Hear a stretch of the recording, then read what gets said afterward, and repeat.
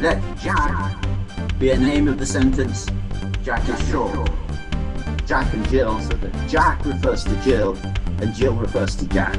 Jack would be Jack ad infinitum, because Jack's referring to Jack and Jack's referring to... And with Jack and Jill that I mentioned before, the Jack Jill, Jack Jill, Jack Jill. Okay. Jack, and by Jack I mean now, this is like Bear Jack, this is not Bold Jack. Jack. If we've got two, if Jack and Jill are two bear names, Jack Jill, going on ad infinitum, Jack. It's going to be uniquely realised then by Bold Jack.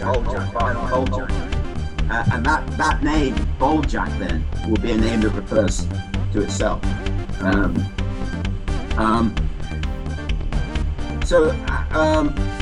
Jack, and then it gets realised, and then we get Jack referring to, and the realisation would be one in which the I name refers to itself. But we can have these hybrid chains that we have. It still